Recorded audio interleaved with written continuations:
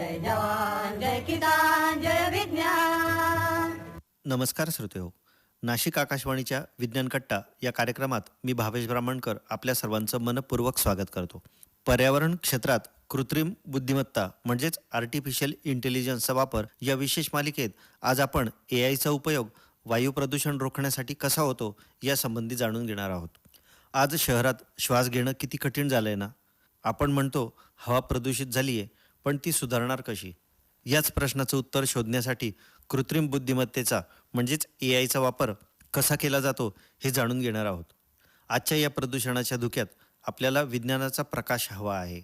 हवा प्रदूषण हा एक अदृश्य शत्रू आहे, पण या शत्रूला शोधण्यासाठी आता आर्टिफिशियल इंटेलिजन्स म्हणजेच AIचा वापर केला जात आहे.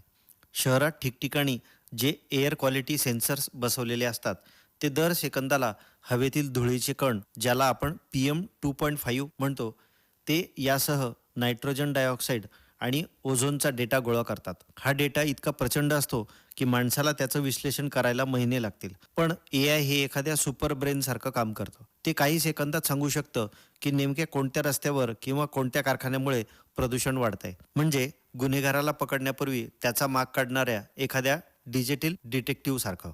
यालाच स्मार्ट एअर मॉनिटरिंग असं म्हटलं जातं. आता तुम्हाला प्रश्न असेल की केवळ आजचं प्रदूषण माहिती होऊन काय फायदा? उद्या काय होईल हे समजलं तर जास्त बरं होईल ना. इथेच तर खरी जादू आहे. AIकडे प्रेडिक्टिव्ह ॲनालिसिस नावाची ताकद आहे. ते गेल्या अनेक वर्षांच्या हवामानाचा, वाऱ्याच्या दिशेचा आणि ट्रॅफिकचा अभ्यास करून 3 दिवस आधीच सांगू शकतं की शहराच्या कोणत्या भागात स्मॉग वाढणार आहे. यामुळे प्रशासन आधीच सावध होऊ शकतं. जर AIने इशारा दिला की उद्या प्रदूषण धोक्याच्या पातळीवर जाणार आहे, तर प्रशासन ट्रॅफिक वळवू शकतं किंवा शाळांना सुट्टी देऊ शकतं. एवढंच नाही तर स्मार्ट ट्रॅफिक सिग्नल्सचा वापर करून गाड्यांची गर्दी कमी केली जाते. गाड्या सिग्नलवर जेवढ्या कमी वेळ थांबतील तेवढा धूर कमी सुटेल आणि हवा शुद्ध राहील. सर्वसामान्यांच्या मोबाईलमध्ये सुद्धा हे तंत्रज्ञान येऊ शकतं. आज अनेक ॲप्स AIच्या मदतीने तुम्हाला तुमच्या गल्लीतील हवेची गुणवत्ता सांगतात. जर तुम्ही रनिंगला किंवा वॉकला जाणार असाल तर AI तुम्हाला सांगतं की आज हवा खराब आहे, बाहेर जाणं टाळा. हे तंत्रज्ञान आपल्याला आरोग्य कवच पुरवत आहे. तंत्रज्ञान जर निसर्गाला वाचवण्यासाठी वापरलं गेलं तर आपण नक्कीच शुद्ध हवेत श्वास घेऊ शकू. पण एक लक्षात ठेवायला हवं की AI आपल्याला फक्त माहिती देतं. झाडं लावणं आणि प्रदूषण न करणं हे शेवटी आपल्या हातात आहे. विज्ञानाची साथ आणि आपली जबाबदारी यांची सांगड घातली तरच आपला विज्ञान कट्टा यशस्वी होईल.